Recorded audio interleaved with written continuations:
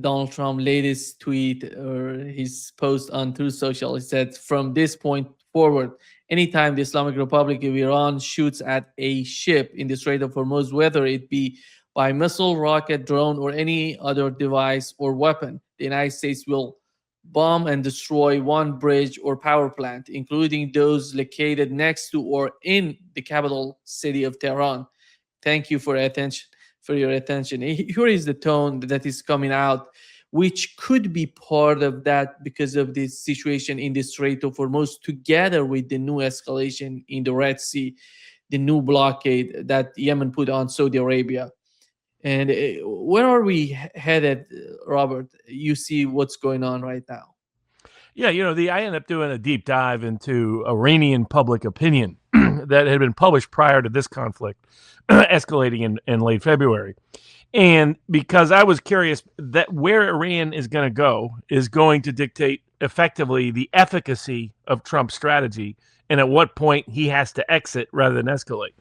And Trump still operates on the illusion and delusion that he can, through coercive threats, economic and kinetic, get what he wants anywhere in the world. Even though China smacked him around, he had to abandon his entire trade policy with China because China exercised its rare earth monopoly in ways that he couldn't counter. Kept pretending he could, became reality that he couldn't, and he had to ultimately capitulate. The same to a certain degree with Russia. Thought he could exercise, oh, well, we'll send in Tomahawks, we'll do this, we'll do that. All Russia did was escalate its conflict with Ukraine. He failed to deliver on his Anchorage promises of a peace deal on his own terms that he had proposed, and then rug pulled it, like he's rug pulled the Iranian negotiations repeatedly. And he continues to operate in this space that, well, if I push a little harder, they'll fold. And a big part of the premise for that is the belief that the Iranian government, that the Islamic Republic of Iran is deeply unpopular with large numbers of people in Iran, with large numbers of military and economic people with some degree of economic influence and military influence and police influence, and that you've got this sort of cadre at the top that is corruptly operating in its own self-interest, but that could not withstand enough economic or political pressure from the mass public that would then infiltrate into their police forces, their military forces, and their political infrastructure. The problem is that has always been a lie. And by the CIA knows it's a lie because the main organization propagandizing this false information about the Iranian public opinion was created by the CIA, this group called Gammon. That, everything about it, as I saw, is like, this screams CIA cutout. Suddenly a think tank shows up out of nowhere, founded by two professors that almost nobody's heard of, that are suddenly doing polling of Iran when they've never done polling anywhere, any place, at any time. They never poll any other country. They never test their polling by saying, here's what's going to happen in an election, for example. That's how pollsters prove their bona fides, the accuracy of the art and science that goes into public opinion surveys, where you're trying to talk to 1,000 people and thereby project the opinions of 100 million.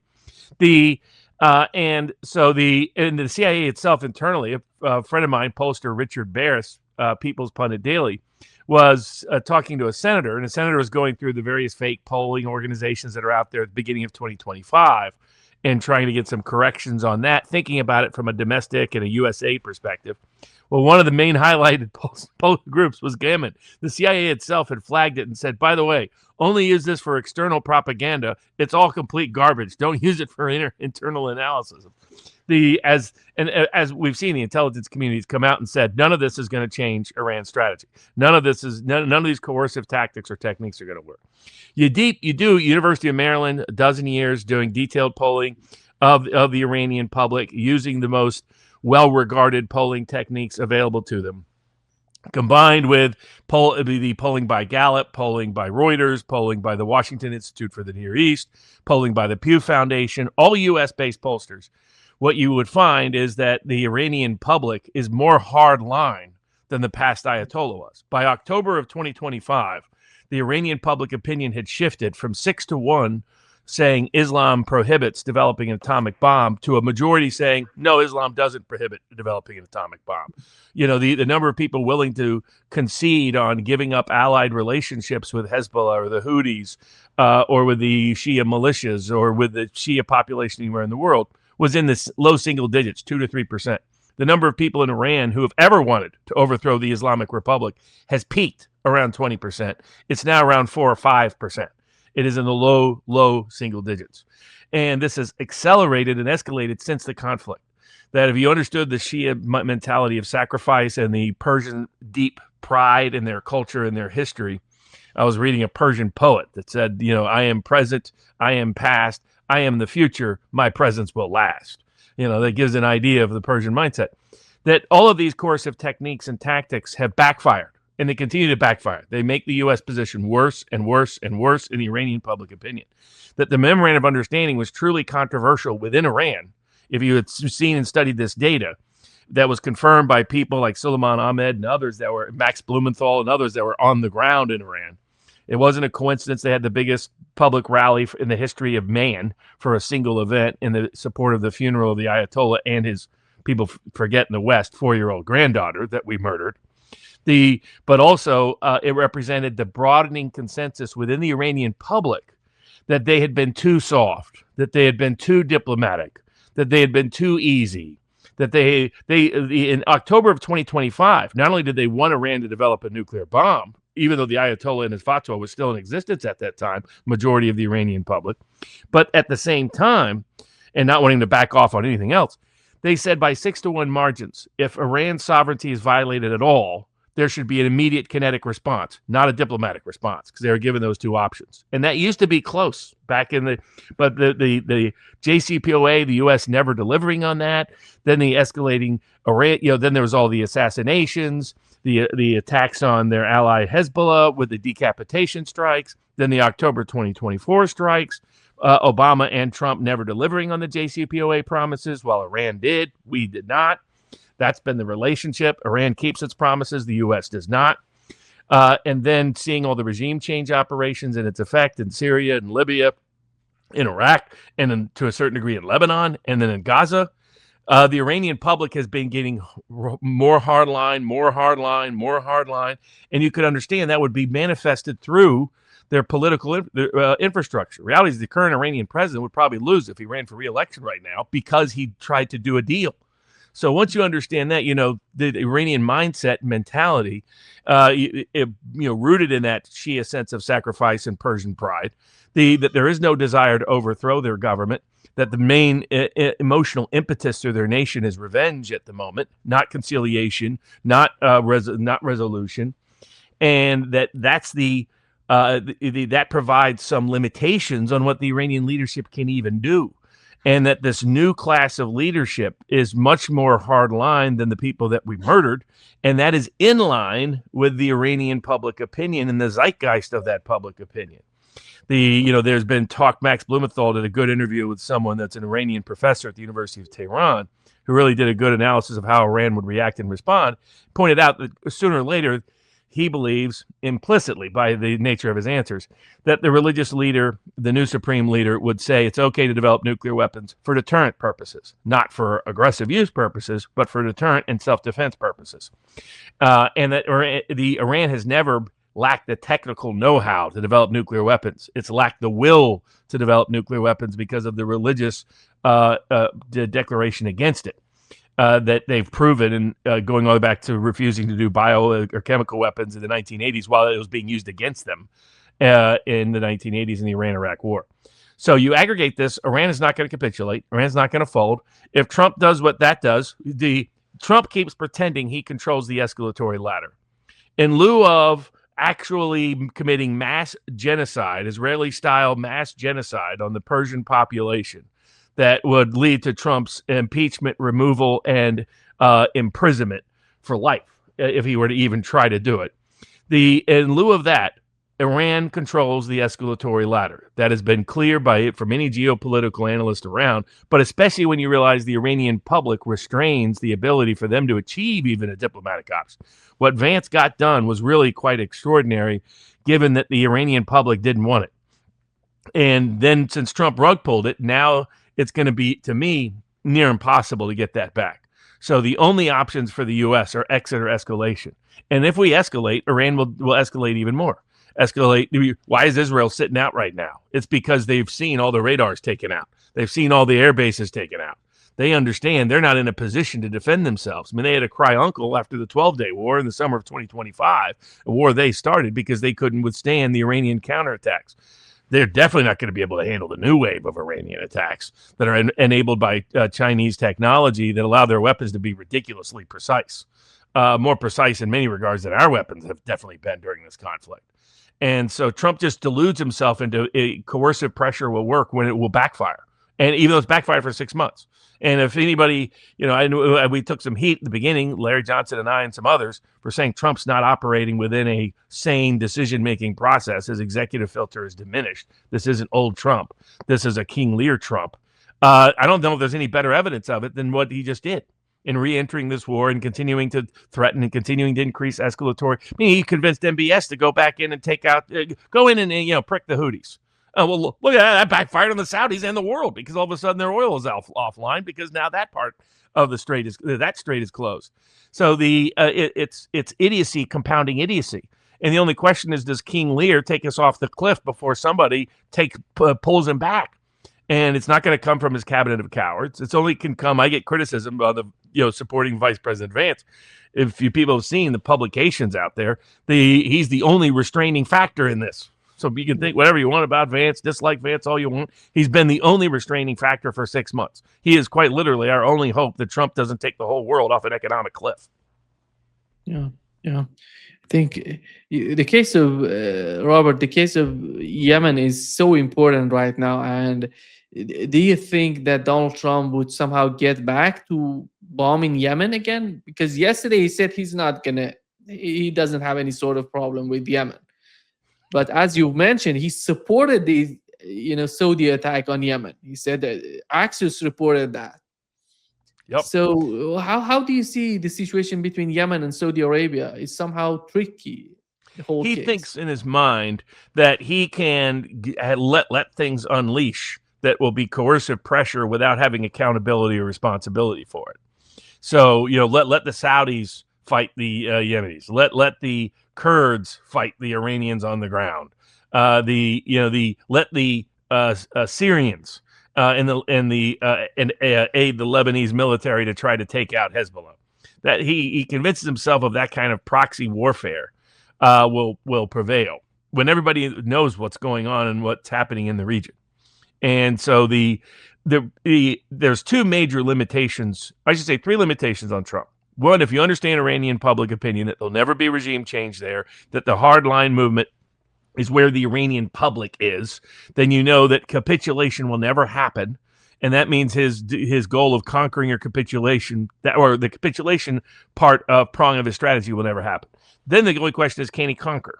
And because to him right now, compromise is not an option. It's either conquer or capitulation. The reality is we have economic hard limits, military hard limits, and political hard limits that are going to restrain him. I see people saying, they're going to send in ground troops to Iran. Iran would love that because they would demonstrate their capacity in that arena that would humiliate the president even further. My view is Vice President Vance believes there's no chance of meaningful ground troops of any kind. And I think that's the case because, as Larry Johnson has explained repeatedly, we don't have the logistics to do that. We don't have the manpower to do that. So could we do, and if you were going to do a secret mission to take over an island, would you broadcast it for 3 months in a row? I don't think so. So I don't think that's happening. We don't even have the manpower there at the time right now to do it. You can't rule out it completely because Trump is part nuts. But the Pentagon has pushed back on this repeatedly and been like, no. And like his latest threat is just a war crime threat. If you do anything to any particular ship trying for commercial transit, we're going to take out one of your necessary things for humanity to function. They've been trying to beg Trump to quit posting and quit answering questions on it because he digs himself deeper and he puts military personnel at legal risk and exposure by saying, hey, I'm going to commit a war crime. Okay, now you as a military person cannot follow that order because that is an illegal order. And you as a duty under U.S. law You cannot follow an illegal order of a war crime by the president of the United States. Doesn't matter if he's the president of the United States. You can't follow it. He doesn't have that degree of immunity and impunity in terms to order such a thing. And so that's our war crime laws have passed that into Congress. We imposed it on the world through the Nuremberg Code after World War II, where the U.S. created the Nuremberg Code, created those set of principles. So we're not in a position to abandon them now. And so given that, can he conquer? Well, he's not going to take out their military capability. He's not going to take out their ability to build missiles and their ability to launch them, their ability to build drones and their ability to launch them, their ability to have the underwater drones, the various go fast boats, the almost torpedoes in terms of the on-water drones that they have. You aggregate the weaponry. Can we prevent them from making it? No. Can we prevent them from launching it? No. That means we can't conquer. We can't control the strait. Can we convince all the insurers and all the shipping companies and all the shipping crews to go in there without any worry or fear? No, that's gone.